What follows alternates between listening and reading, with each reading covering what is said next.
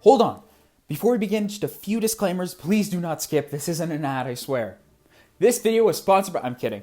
But seriously, this is my very first A Professional reviews, at least a proper A Professional reviews.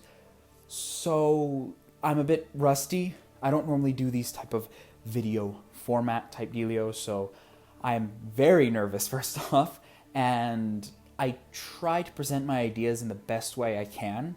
Sometimes it doesn't come off as understandable as I hope, so through the editing process via text bubbles and whatnot, I hope they do make sense. Another thing too is I talk kind of fast. I'm going to try my best to slow down my talking speed and enunciate my words better. This doesn't apply for the first one, because in the editing process of the first one, I realized, oh, I talk really fast. That's my bad. So I'll try my best. Sorry if it's a bit unintelligible sometimes. For this A Professional review specifically, this series for the entire month of April, I want to clear some things out of the way. One, I have not seen a single bit of Empires or Empires videos. The most I've seen is the ending bit of Gemini Tay, the first video of LD Shadow Lady, and I'm currently watching Pearl's series. And the reason for that is because my brother didn't want me watching the series after I got really into Hermitcraft. He introduced me to Hermitcraft and I got really into it, and he then banned me for Empires because he's like, I don't want you being a complete nerd over this. But this exists, so this was the one-time pass he gave me. What I want to find out in this album is, does it hold up as a full cohesive story and as a musical? Like, does it tell a story from point A to point B, even to someone who has no idea what it is? Can it be basically like analyzed and plucked and poked and prodded with different pieces and whatnot to see the true mystery? Glowing orb me, please somehow find a way to do it. Of the album. That should be all the disclaimers for now. The last one is I do move my hands around a lot because I am very nervous and I don't know what to do with these things. So, yeah. Sit back, relax, and enjoy whatever part this is of A Professional Reviews Empires, the Musical Ocean Queen Edition. Yeah! Look, it's Jimmy! Howdy y'all, and welcome to Empires the Musical, the Ocean Queen Edition.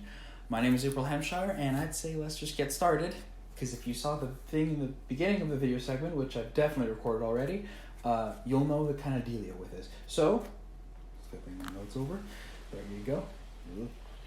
There we go. First up is...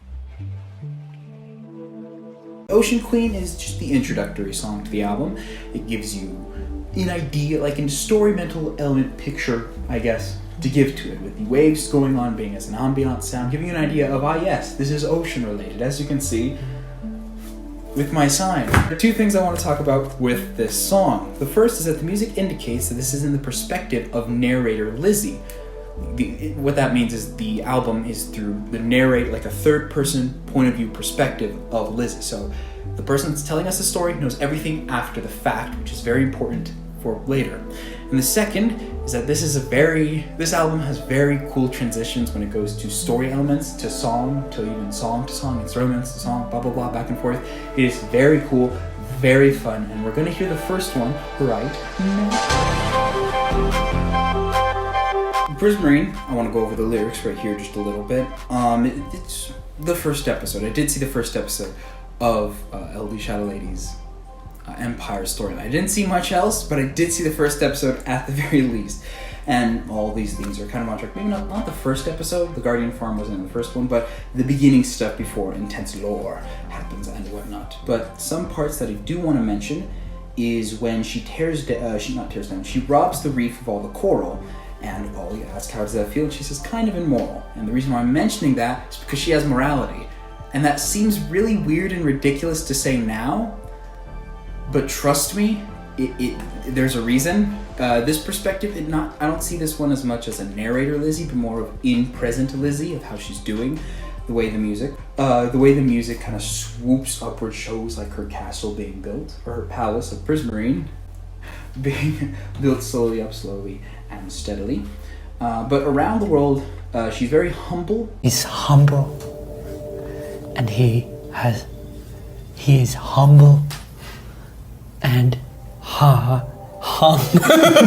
Fascinated by each different step of progression that she makes. That's why she talks about each and every step of progression.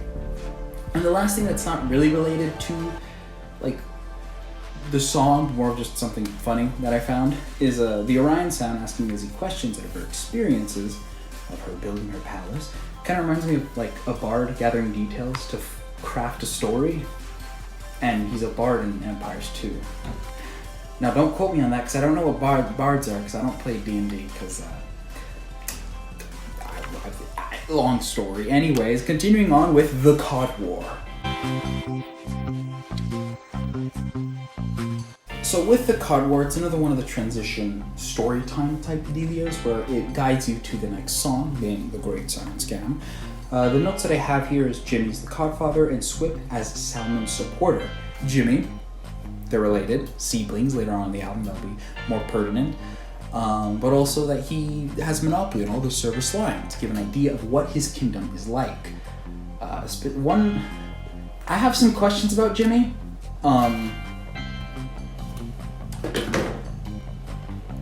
But like it's not mentioned, so I can't really talk about it. So I guess we're just gonna move on to the Great Salmon Scam. Yeah. Action, deception, anger, and betrayal are 4 words that Lizzie uses to describe this story that she's telling to presumably her people/villagers.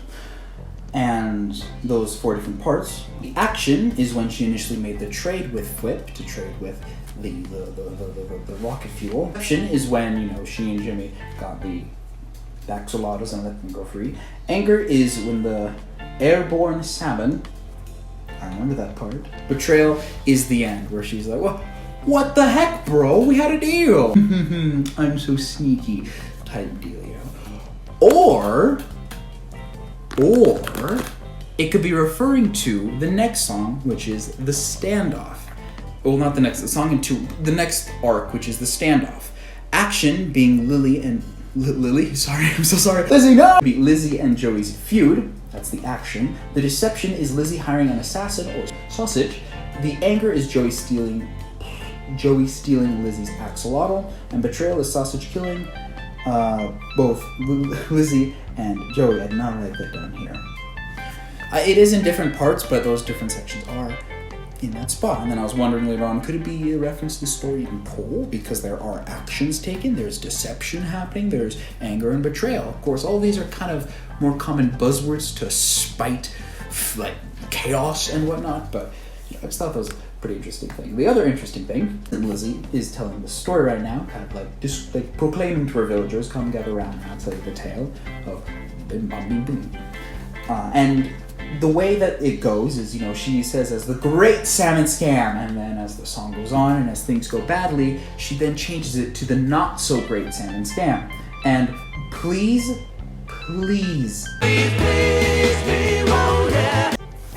stick with me here. I know it's weird, but just stick with me here. Because she's changed the story, as soon as things turn south. Changing history in her favor, making her seem like the underdog / the victim. Similar to The Party in 1984. 1984 is a novel by George Orwell, which talks about a kind of like, not the dystopian novel, but it's one of like the more bigger dystopian novels. If your book has gotten banned by libraries, that's a pretty good dystopian novel, I'd say. One of the aspects in 1984 is how the main big government, Big Brother, changed history so it made it look like they were the pioneers of everything. Similar to that, Lizzie is, you know, spouting the lies of like, it was a great salmon scam, but wait, I was kidding. It was not so great. You've been bamboozled. Ha. But yeah, for a song about salmon and codfish, there's a lot of light bass underneath the whole song. So. BASS spells bass.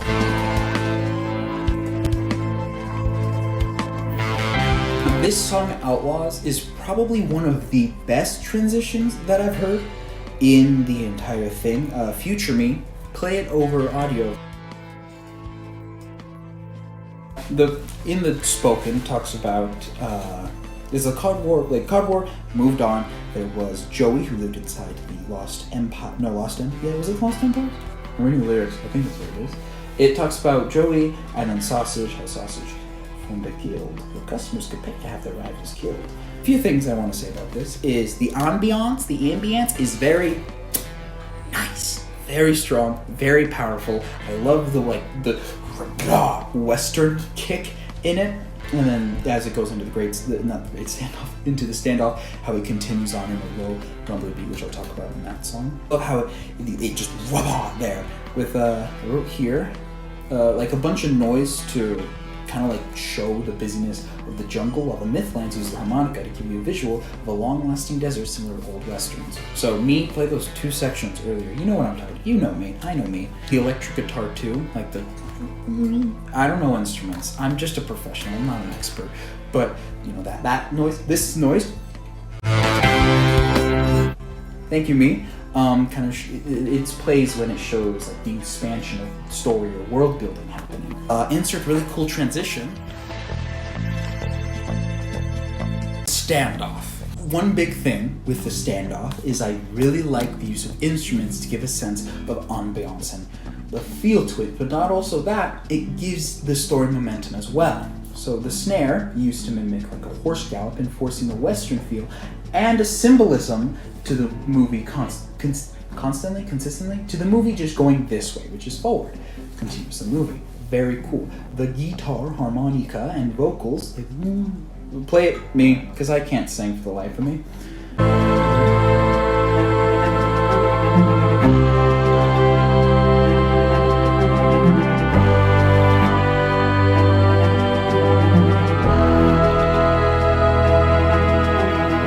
To switch the different scenes that are happening in the song, which is very cool as well. It gives it kind of like a camera zoom in and then zoom out, switch a scene and then zoom back in, you know, where it shows the movies do that. And as for Lizzie's moral standpoint, well, in the first part she was very, you know, not decently evil. In the Great Salmon Scam, you know, a little bit of a 1984 for you. And in the standoff, she did hire someone to kill her enemy, even though they agreed on like a peace meeting spot. But she didn't kill him, Sausage did, and Sausage did kill both of them. And the lesson was taught, which is, you know, self-preserve, which was very pertinent later and kind of pertinent to the Empire's season 2 with Pixar's, because his whole theme is like preservation, I think. I've been banned from watching all Empire's content by my brother because I wanted to make this video, so that was nice. In the end, Lizzie and Joey still have contention between both of their empires when they say, live at peace forever, and then, right. It's like a, do they? Which, once again, comes in later in the album. And the last thing I want to say is cellos do be sexy. But you know what else is sexy? Epic transition. Thank you for watching part 1 of A Professional Reviews, The Empire the Musical Ocean Queen Edition. The other three parts will be going out through the rest of this, basically same time next week as that dealio. And I hope you enjoyed. If you liked it, share around, because if you like it, there's a high chance that other people do too. And if you didn't like it, comment down below on what I can do better. I have a feeling it's gonna be a lot, because I'm, 1, really nervous to make this video, and 2, I'm not that great of an actor, or like, these types of videos. So, yeah, I'll appreciate any help, please. And that is all. Thank you for watching, and listen to the album if you haven't. You should. I don't have any clever segue outro, so I just say fade to black, or like, show something funny. That's what I'll do. Anyhow.